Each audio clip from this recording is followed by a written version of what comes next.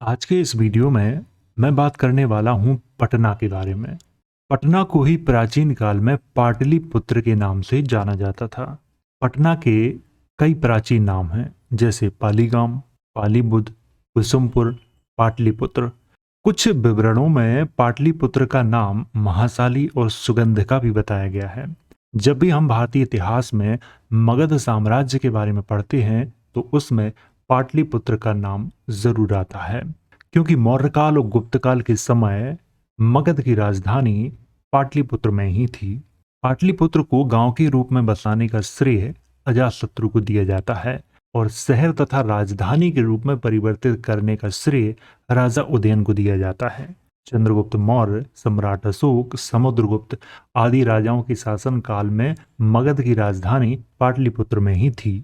एक समय था जब पाटलिपुत्र दुनिया के सबसे ताकतवर शहरों में से एक माना जाता था, परंतु आज इस शहर की स्थिति वैसी नहीं है।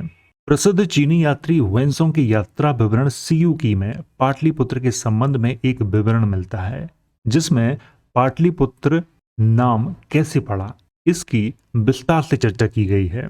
तो आज के इस वीडियो में मैं आप सभी को यही जानकारी देने वाला हूं कि पटना का नाम पाटलिपुत्र कैसे पड़ा था।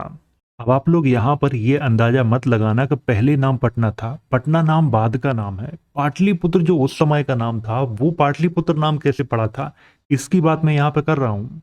आपके लिए एक विशेष सूचना है, इस वीडियो को केवल जानकारी की दृष्टि से बनाया गया है, राजनीति से इसका कोई संबंध नहीं है। मेरे द्वारा प्रदान की गई जानकारी पर आपको संदेह हो तो डिस्क्रिप्शन बॉक्स में यात्रा विवरण के हिंदी और अंग्रेजी अनुवाद की लिंक दी गई है, तो वहां से खरीद कर पढ़ सकते हो। आइए इस वीडियो की शुरुआत करते हैं।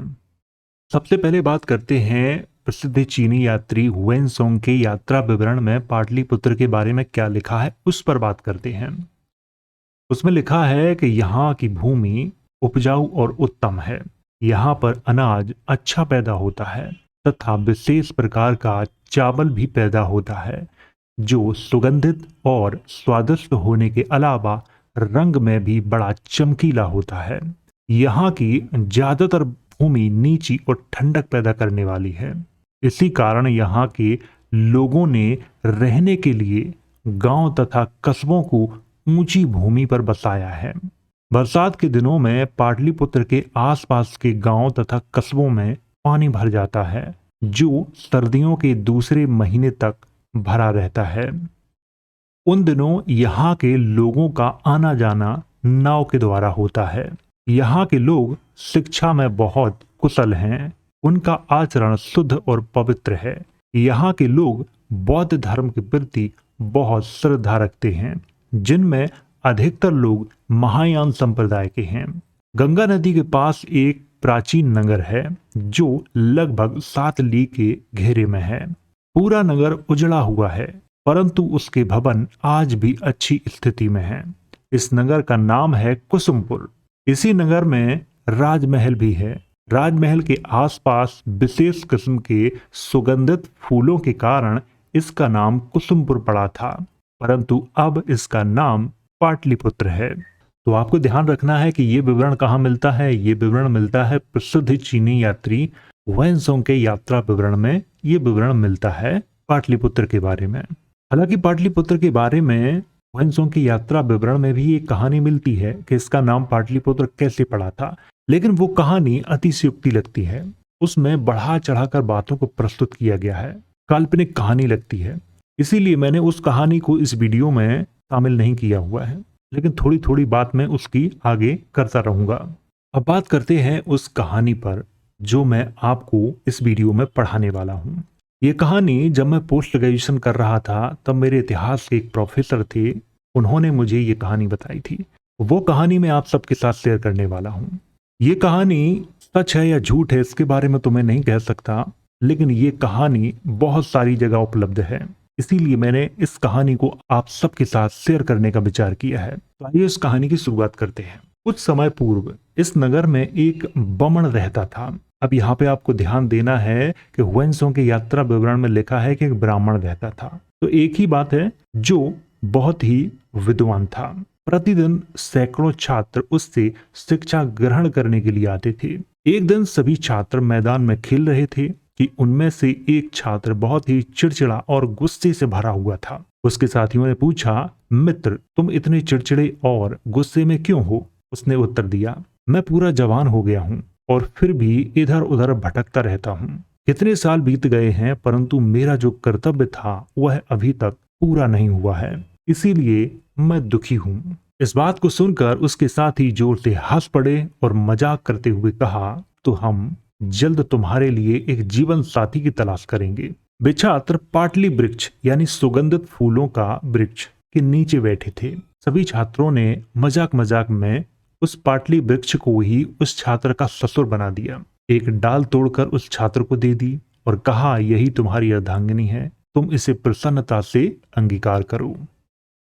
सुगंधित फूलों की उस डाली को पाकर वह छात्र बड़ा आनंदित हुआ। सूर्यास्त के समय सभी छात्रों ने उससे घर चलने को कहा, परंतु उस छात्र ने अपने साथियों से कहा, तुम चलो, मैं थोड़ी देर में आता हूँ। छात्रों ने कहा, हमारे साथ चलो, यहाँ जंगल में रहने से हमें डर है कि तुम्हें जंगली जानवर मार कर न खा जाएं। उस छात्र ने जाने से इनकार कर दिया और वह उस पेड़ के आसपास ही घूमने लगा। रात होने पर एक अद्भुत प्रकाश उस पेड़ के आसपास फैल गया।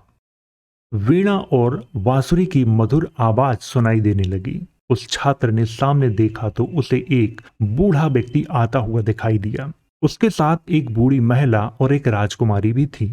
छात्र के निकट पहुंचकर उस बूढ़े व्यक्ति ने राजकुमारी को दिखाकर उस छात्र से कहा, यही तुम्हारी प्यारी अर्धांगिनी है। बूढ़ा व्यक्ति राजकुमारी को छात्र के पास छोड़कर चला गया। छात्र 7 दिनों तक उस राजकुमारी के साथ बड़ी प्रसन्नता और आनंद से रहा। उधर उस छात्र के मित्र सोच रहे थे कि चलो एक बार उसे देख कर आए, कहीं जंगली जानवरों ने तो उसे नहीं खा लिया।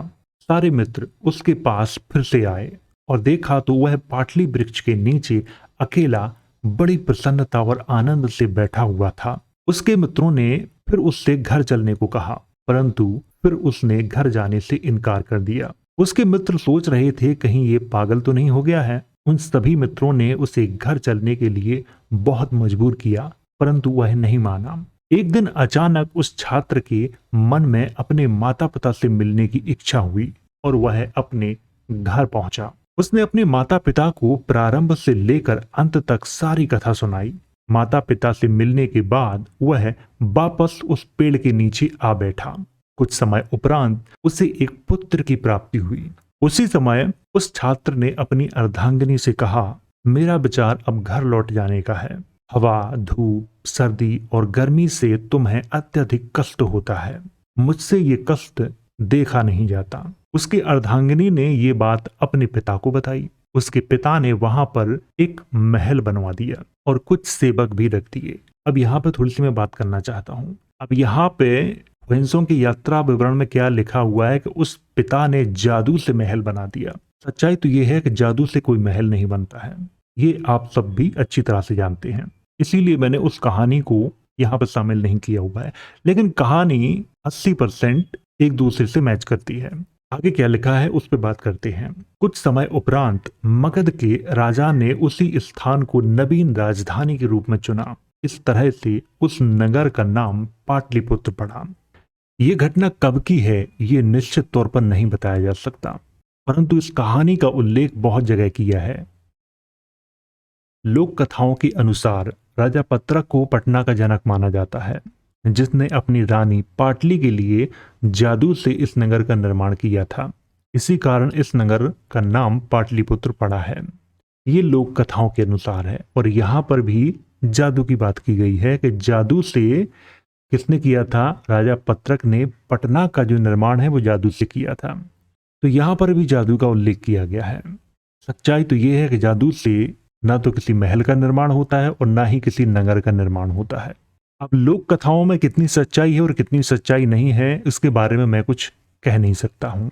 पटना के संबंध में बहुत सारी कहानियां मिलती हैं, बहुत सारी कथाएं मिलती हैं और ऐतिहासिक रूप से अगर इसकी बात की जाए तो इस नगर को सबसे प्रारंभ में अजातशत्रु ने बसाया था। इसके बाद शहर के रूप में और राजधानी किसने बनाया था? उदयन ने बनाया था। ये है ऐतिहासिक कहानी जिसको इतिहासकार भी मानते हैं। और पटना इसको किसने कहा था? पटना इसको कहा था शेरशाह सूरी ने। इसको भी आपको ध्यान रखना है। तो उम्मीद है अब आपको समझ में आ गया होगा। तो वीडियो अगर अच्छा लगा हो तो इसे लाइक करें, शेयर करें। वीडियो देखने के लिए धन्यवाद।